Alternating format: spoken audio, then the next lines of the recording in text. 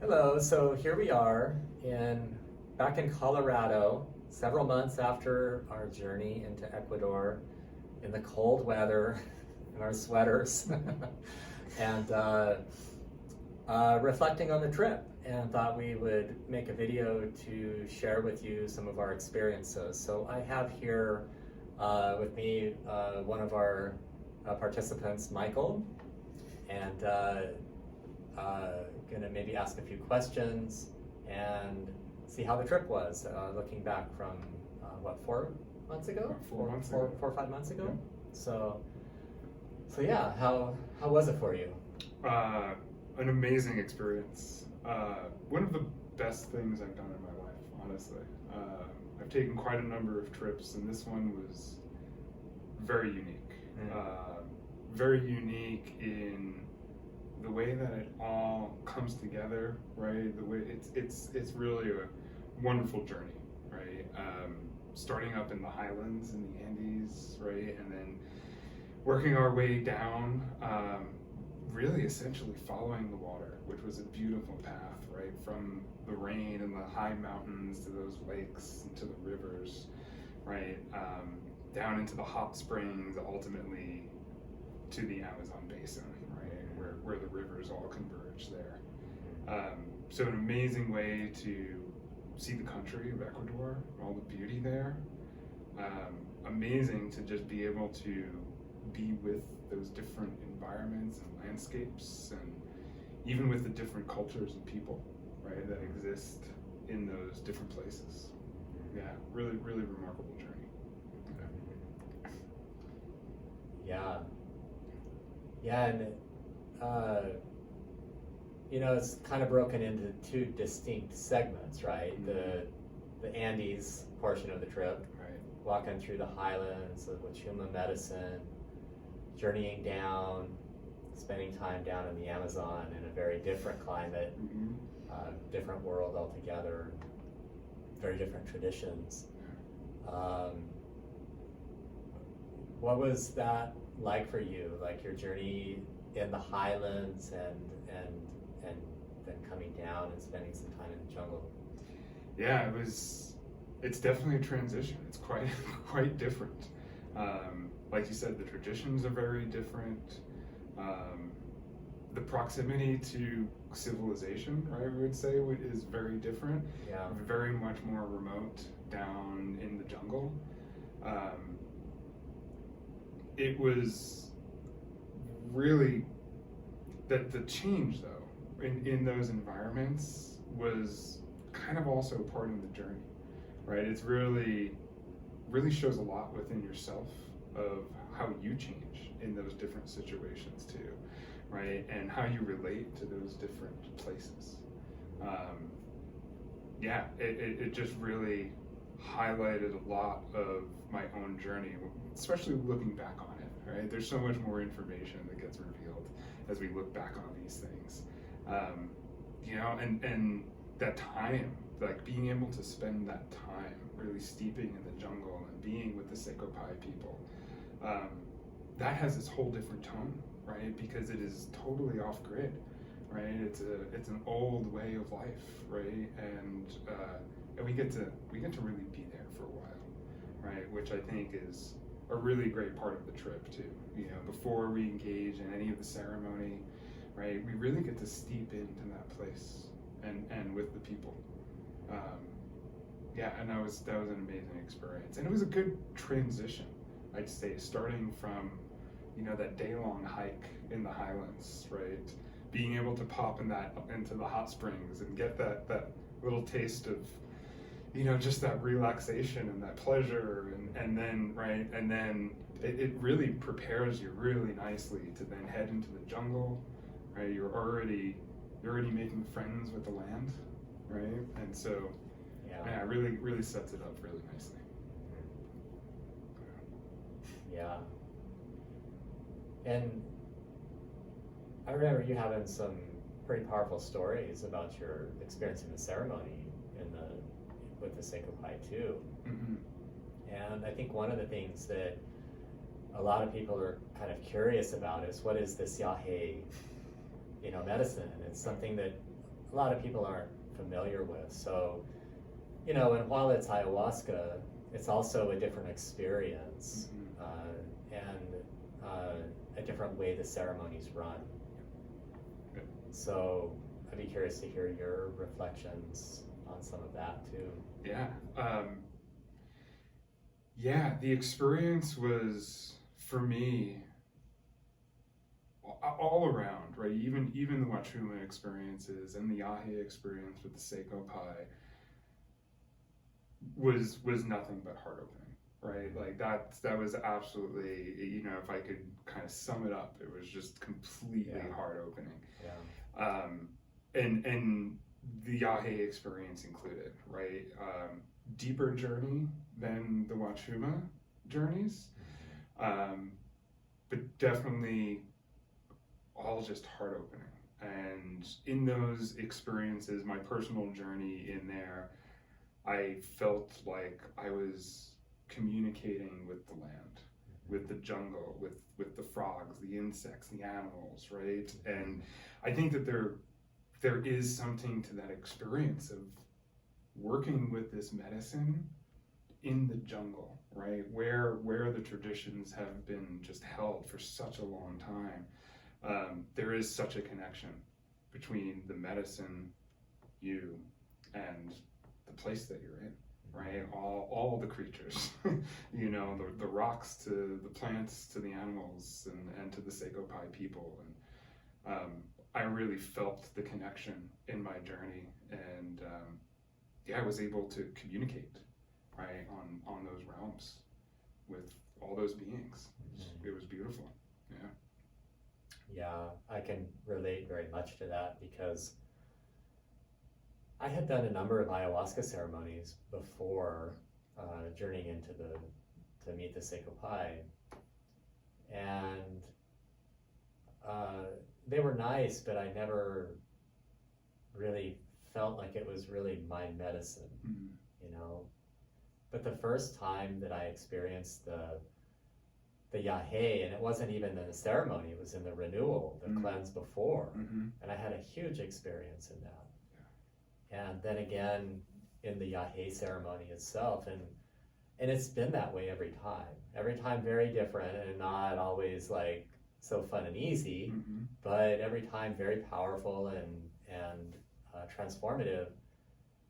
And I've been reflecting on why the Yahe is so different than the typical ayahuasca ceremonies that I've participated in, and I've come to the conclusion that it's a lot of little things. And a big part of it, I think, is that setting, the way that all of the plants used in the ceremonies grow right there. They're a part of the environment, just intrinsically connected to all of that biodiversity. Right. And that's what you're drinking. You're drinking it in. And so it's very connecting to that jungle environment. And the medicine itself gives me a very different experience than ayahuasca. But I don't know, I've never done ayahuasca here or Yahe here. Right. I've only done it there. So I'm always curious hearing other people's perspectives of what that's been like. Yeah, I think that there is something to, like, the fact that the medicine is literally grown right outside the ceremony lodge. Yeah. Right, and it's harvested right there, right, with that honor, right, and cared for all the time, right, with that respect. And so it is integrated. It is part of the land, and those sacred plants are right there, surrounding you, right, through the journey too. And they're guardians, you know. They are guardians of that space and that tradition, and for all of us when we're in the journey, it was absolutely felt.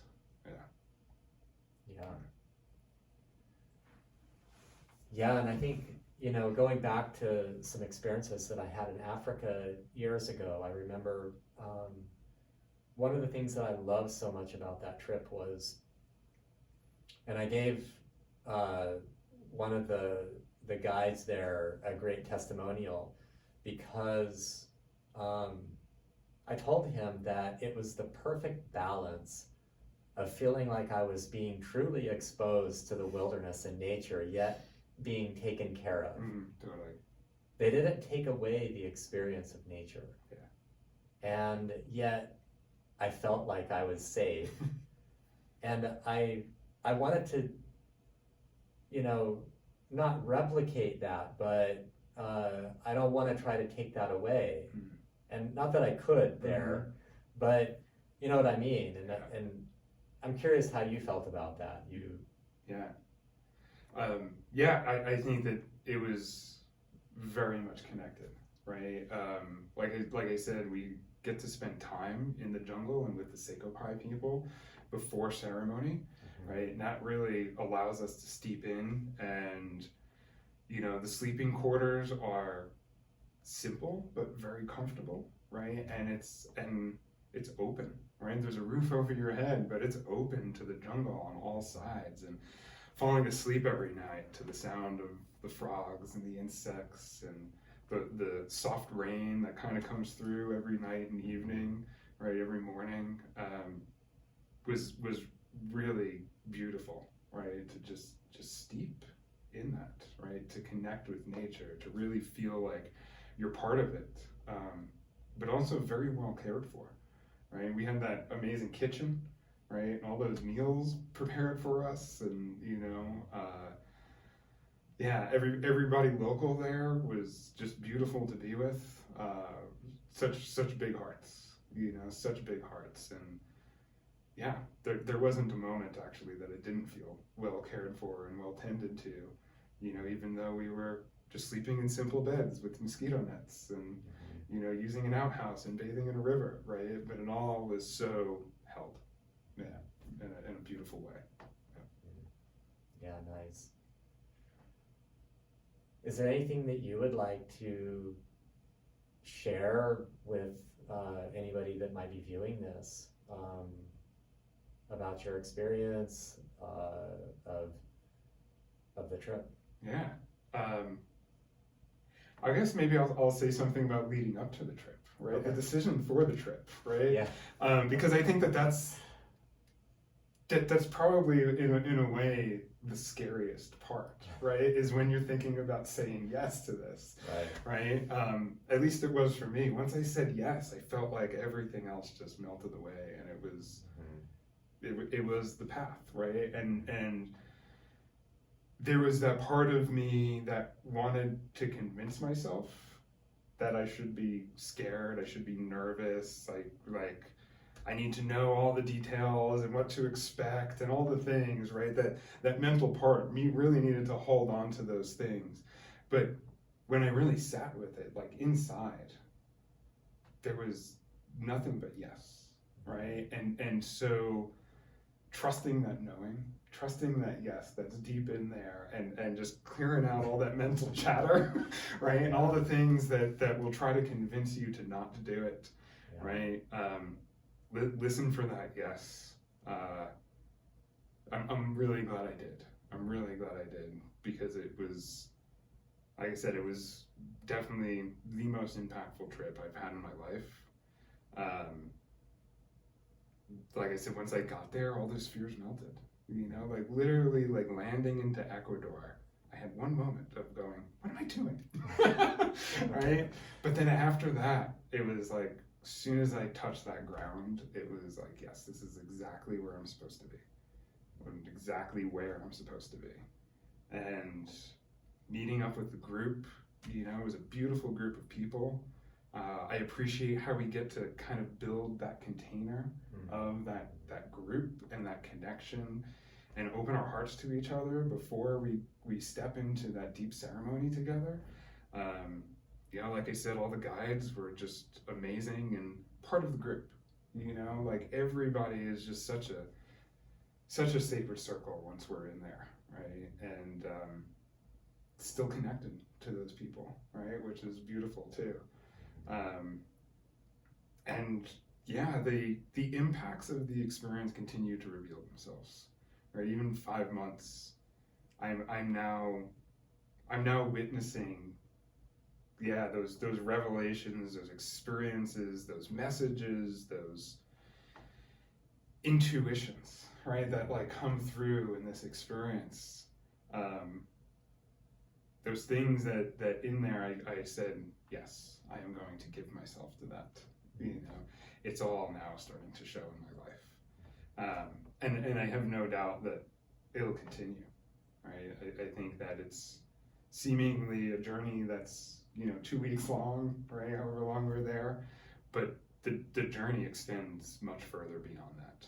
And yeah, not something I could have realized until this point, and talking about it and looking back from where we were 5 months ago and then what's manifesting in my life now. And it's amazing. Yeah. So it's a journey that steps into, that really keeps on evolving and showing itself and revealing more.